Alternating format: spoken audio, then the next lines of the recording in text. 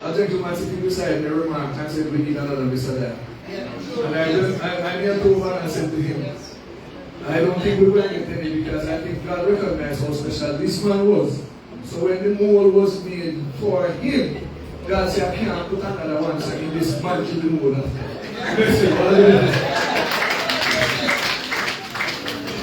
The man in die. Examakeep, Examoskip. That's the administrator that Jim was. Jim, in 1974, like you've heard before, moved to become a teacher at the the President Junction Secondary Secretary. Now BB Coke High School. He soon became a senior teacher between September and 1979. He was acting principal. And after that, Mr. Dyer, one of his former students, said that Mr. Dyer was not just a dedicated teacher, but a beacon of knowledge, a mentor and a guide to a lot who attended Junction Secondary, now BB Coke. He was also the repairman, the replaceable Mr. Fixit, talented beyond words, with a great sense of humor. Who was Jim? Jim went to a Ministry of Education meeting at the Courtly, and this is one of the things some of us don't know. And of course he was bored stiff and he knew everything you were telling him. So he came out and explored the gardens and found a flower for every teacher in there and came back and brought to them and gave them in the meeting. Minister of Education, a part of that plant was planted at his home and planted also at the school. He had a love beyond measure for flowers as well. The hummingbirds came to the flowers that Jim planted. It's a beautiful memory to remember that love that he also had for flowers. And when Mr. Dyer said, you don't watch my Tony C, you don't know what them Tony C? Yes.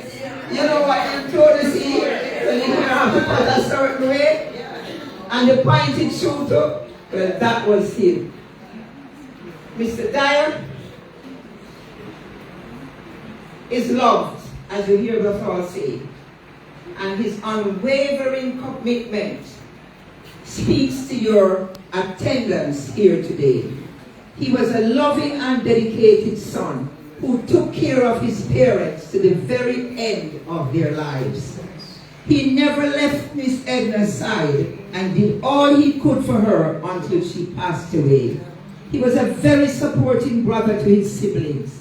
They all speak about it. Carlos is here. Carlos, please stand and wave. Thank you. Carlos is there.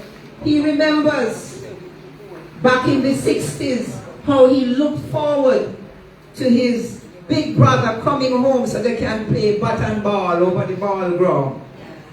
He says he even went further, for he often thought of him. He was so bright that he was like an alien, an extraterrestrial being for him as his big brother, and has such beautiful memories of all the things he did. Vivian is at home and not here in present, but will be there. To the very end, she went above and beyond to make sure her brother was taken care of. Some of us did not even agree with what she was doing, but it was done and done in such good heart.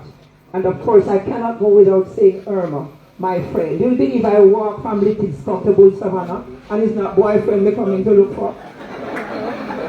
Me coming to look for my friends from Hampton. Miss Emla Sharon, the two Sharons.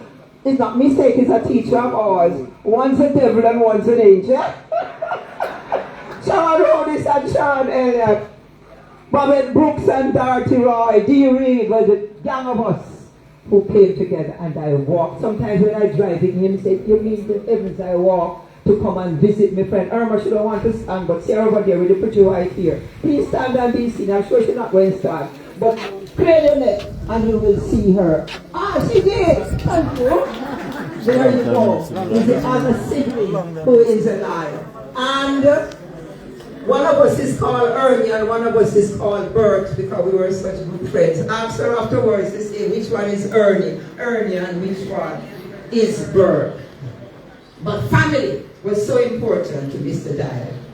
There was music that Mr. Dyer brought into the house. At BB Coke at break time in the long old days, we used to have music playing because of Mr. Dyer. His family speaks about his Mahalia Jackson and the music he introduced them to. And for the Christmas time, the firecrackers and the starlight that he brought down from Kingston. But I'm going to tell Sean that I have here, I present to you O.D. Dyer, LP, you know what is an LP? Yes. That belonged to your dad, and made the music as well as a 45. That's his signature, is it not? Yes. From then, of the kind of music that Mr. Dyer inspired and insisted because it had a calming effect on the school.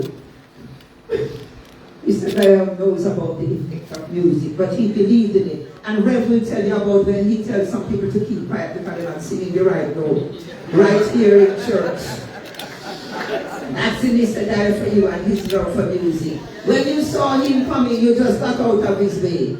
Jim not only took care of his parents and siblings, but of the entire community. You want a postal agency sign to write?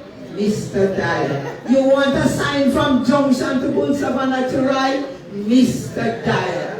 The post office, the police station, where are the police officers who, when they lost the lock-up key and they couldn't find the key, Mr. Dyer made a new one? And what is it the soup said? He was so upset he went home and he made 12. And he gave everyone a last year again.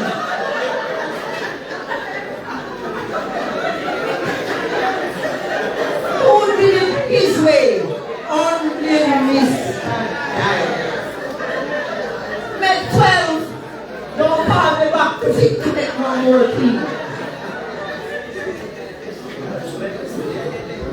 A letter of recommendation. One more reference to the mystery of the missing bed. Mr. Dyer gave and gave and gave and gave. He went into Scotiabank and saw a student he had taught with so well. And the student had on no watch. What did Mr. Dyer do? Take off his watch that the student had given him and say, if you're working in bank, you should have a watch on your hand. And gave him the watch. Worse than that, there was a bed, you know the old iron bed there? Mattress wasn't so good. And all them years, my friend Irma did not know where the bed went. And every time she came, she asked Mr. Dyer, where is the bed? Mr. Dyer said, you know, it wasn't being used.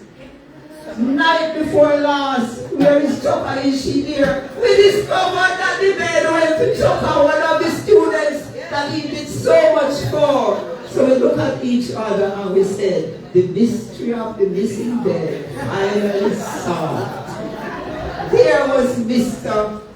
Jim Dyer, a man who solved problems. There's a term they use in the army, you know, that speak about the well-wishers and the well-doners, the ones who do the work and the ones who talk about it. This is an age of profiling. And if you don't have a photo, you don't have a post, you don't have a lights, you're not recognized. Not a Mr. Jim Dyer. Wasn't a profiler, he was a